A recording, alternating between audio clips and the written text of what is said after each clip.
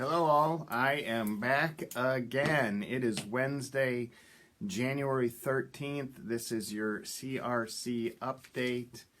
I'm Chip Sauer, one of the pastors here at Community Reformed Church. So thankful for you taking a few minutes and watching this video and getting updated a little bit about what's going on at CRC. Let me start by talking about Chris Mackey.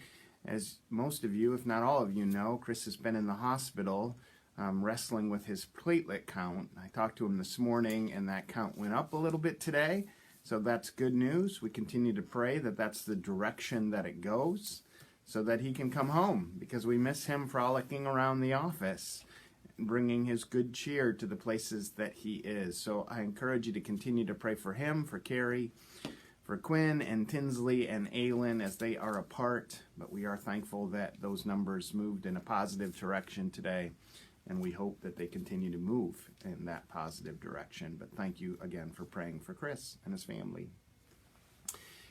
In addition, just a reminder about our congregational meeting that took place this past Sunday on the 10th. You can watch that online on our Facebook page, Community Reformed Church's Facebook page. If you want to watch that, you can. The ballots have been sent out electronically and continue to be available in that way. Voting continues through January 18th, and so you need to have your votes in by then. We had a little issue with the ballots, which is ironic in light of all the uniqueness of our country today, but we fixed that. So couples that received a ballot that tried to vote on the same email didn't work. That's now been changed, so both people who are at that household can vote on that same email. So that's been addressed.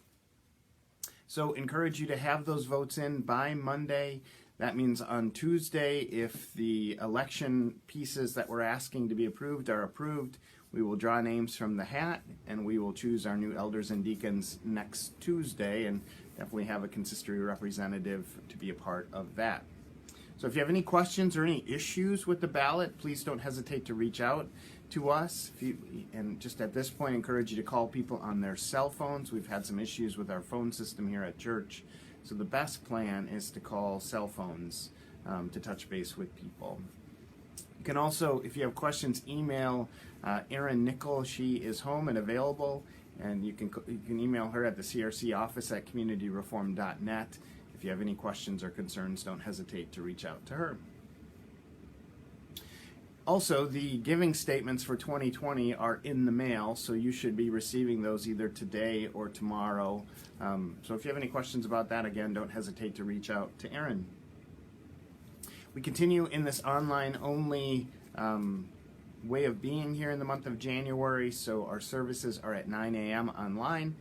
And Wednesday nights, we hope to get started in person in February. I hope that's true too for our services. But for the month of January, with all that's going on with COVID, we are going to stay online. So appreciate your patience and all of that. Sure miss seeing faces and having a chance to connect with each other. Believe at this point this is the best plan for us.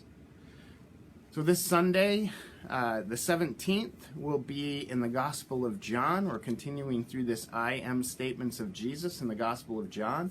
We're going to focus on John 10, verses 1 through 10, where Jesus says that he is the gate. And so encourage you to read that text. It's really interesting in how it talks not only about Jesus, but our role in being shepherds and being teachers to others.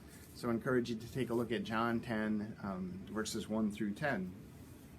And then as the staff met last week in our staff meeting, we've been talking about, what could we do in January that would be helpful. And one of the themes that came out of that is just really to encourage one another, especially in light of the sermon series that we're in, not only to focus our attention on Jesus being the light of our world and continuing to let him be the one that guides and directs our steps, but that we are called to be lights to this world on his behalf.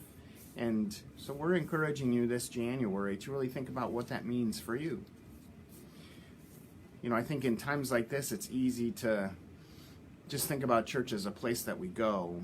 But part of what we recognize is even when we can't gather like we want to gather, it doesn't mean that we stop being the church. And that's kind of the key piece, right? That we are called to be the church in the midst of all that's taking place, even when we can't go to church. And so I want to encourage you to think about, what does it mean for you to be the church? How can you be a light to the world? How can you be a light to the people around you? And what does that look like? How can you express love? How can you show grace? How can you encourage people towards Christ in the midst of these unique circumstances?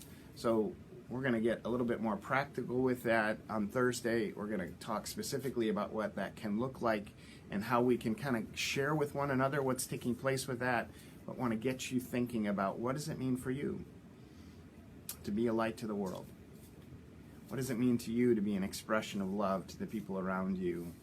And specifically maybe to some folks that really could use a word of encouragement, really could use a phone call, really could use somebody stepping into their life and encouraging them in the midst of what's taking place. So be thinking about that, and we'll be in touch soon about some of the practical ways that we're going to encourage you to do that. Well, I sure thank you for taking some time to watch this video. Thank you for all the prayers that you've been praying, not only for me, but for our staff, for our leadership, and also for our congregation.